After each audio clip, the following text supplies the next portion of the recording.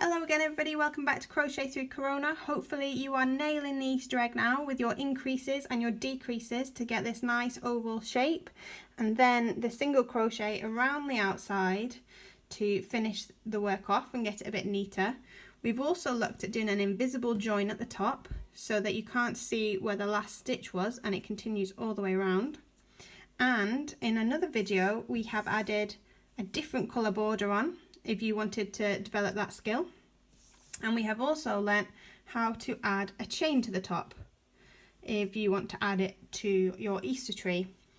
Apparently that is a thing, we don't have one, but maybe we will this year while we've got some extra time. So today we're going to look at how to embellish your Easter egg with some slip stitches across the middle. You can also just use embroidery, so if that's one of your skill sets, do get some yarn, maybe double it up so that you've got a bit more thickness because this is looking a bit weak.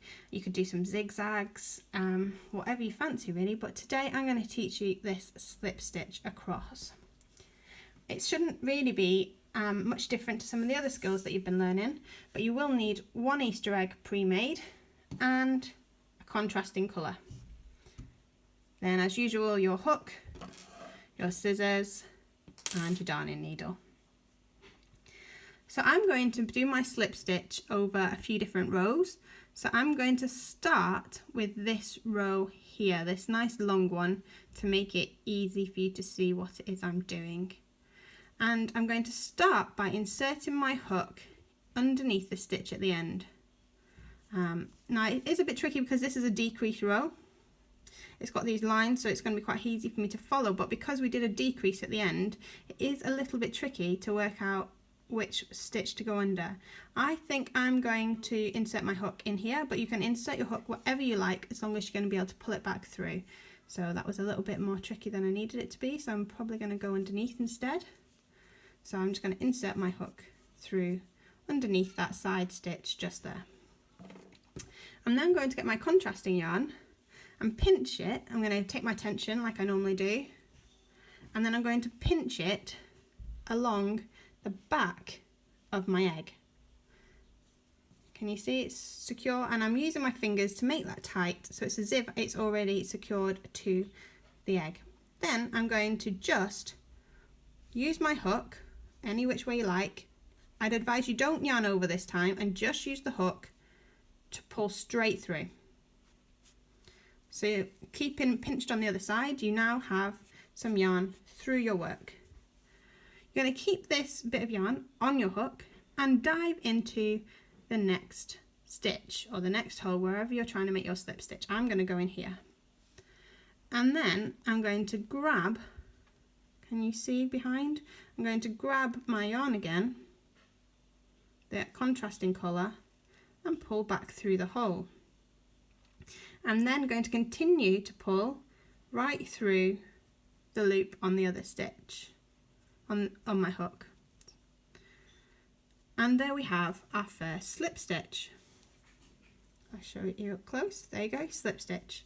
So now I've got just the one loop on my hook and I'm going into the next hole. I'm going to grab the yarn from behind, pull it through, and then continue to pull it through the loop that's on my hook. And we just repeat this across. So we're inserting, we're hooking, pulling through, and then pulling through the loop that's on your hook. And it is about finding a balance of tension here. Too loose and it will just look a bit shabby, but too tight and it will all pull a bit too tight and it will look equally shabby.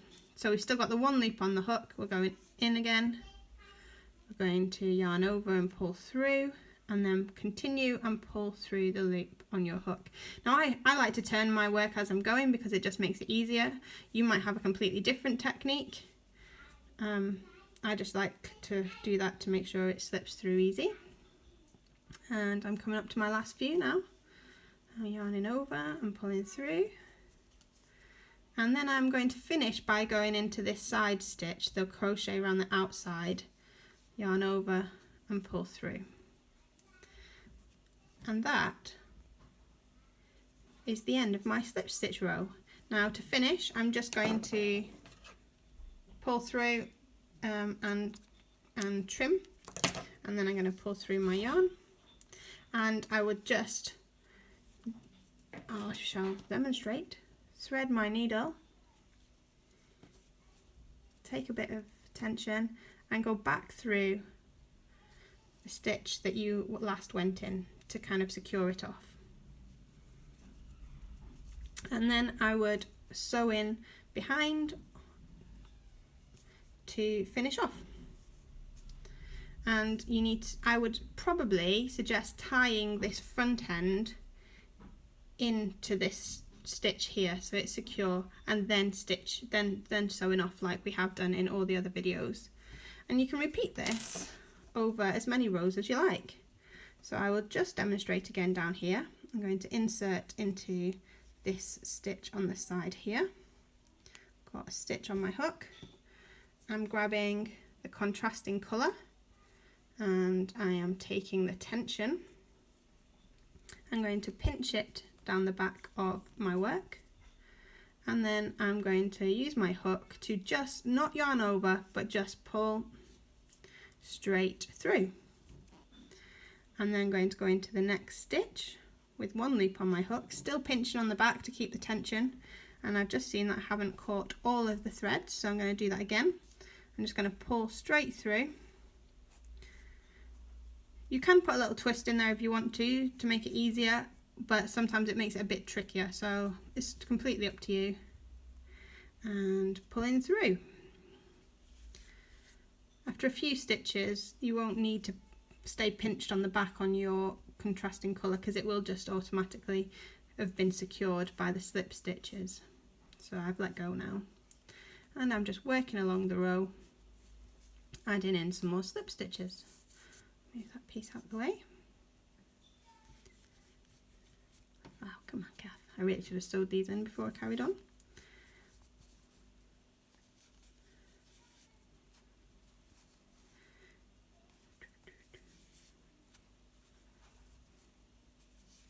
Slip stitches are great for just making a surface pattern. They're really quite simple to do but effective.